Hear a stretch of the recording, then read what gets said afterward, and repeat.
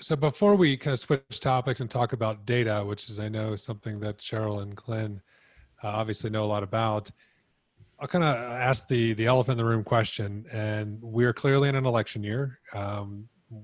Politics. Oh no, you're not going there, are you? Yes. Oh boy.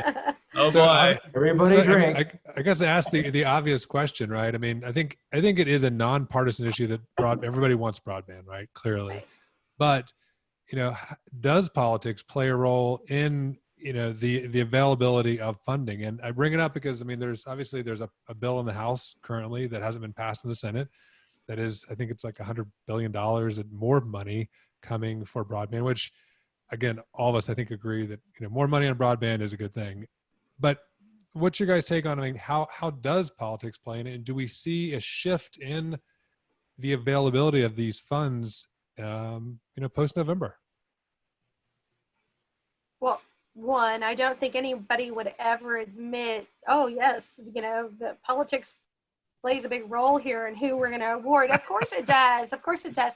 But you can do things on your end as an applicant to just, make your representatives aware that you're applying, engage, your state broadband office, engage, your Office of Rural Development, make sure as many people know as possible, invite them out to visit you in the area that you plan to serve, and then they can advocate on your behalf. So don't wait till you submit a grant and then, you call a senator and say, go lobby for me. That's not the way it works.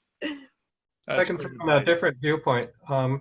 We've been dealing with this issue actually as a practical matter for the last couple of weeks. We were trying to get a state contract, which we got, and the State Telecom Association was basically saying, well, no, you don't need to do speed tests. And the response that we came back with is, here we are showing you two policy issues. One, parts of urban areas that need help, and then parts of rural areas that need help.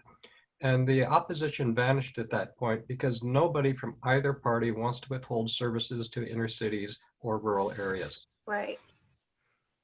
No, I can't,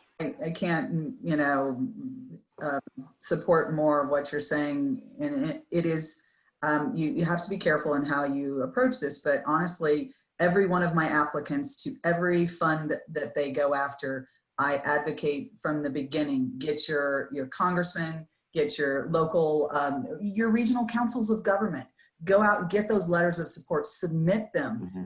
Find the little attachment button and put those on your applications. They are literally critical. And, many of the programs like USDA's Reconnect program, right?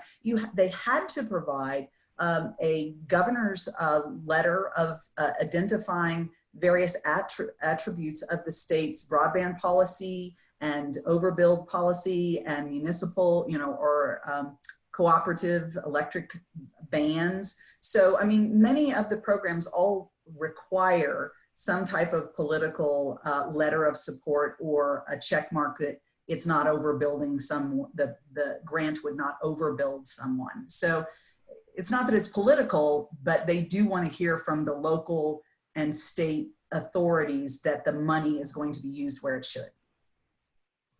Right.